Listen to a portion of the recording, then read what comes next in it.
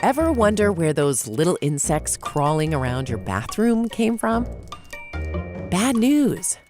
Your drain. With all that fluffy hair, it looks like a tiny moth. And some do call it a moth fly. But a fly it is. A drainfly. It's called clogmia. How appropriate.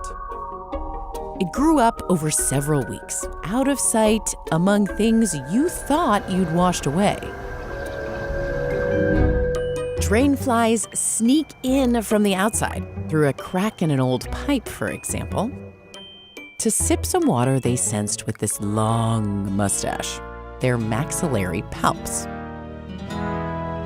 And here on the plentiful gunk in your pipes, they'll grow a family. Welcome, little one. The larva is the length of an eyelash. That gunk it lives in, those are bits of you, hair, saliva, and food. They make a nice meal for bacteria and fungi, which form this dark, living slime called a biofilm. This is what the larvae feed on. It also keeps them well moisturized.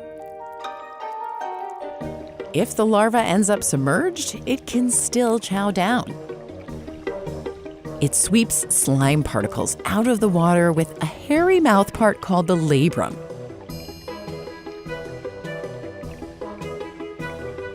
And rakes them in with its mandibles.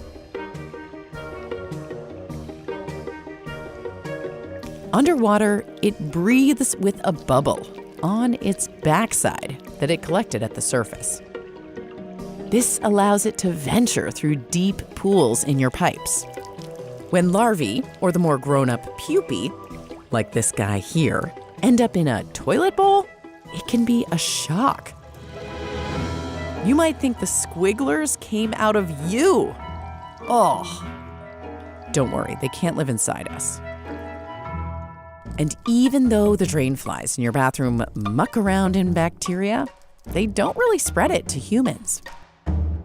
They're not interested in landing on us or even leaving the bathroom. They're in their happy place. When you wash your hands, they protect themselves from the water with their hairy wings. Each hair has ridges that trap air so that drops roll right off.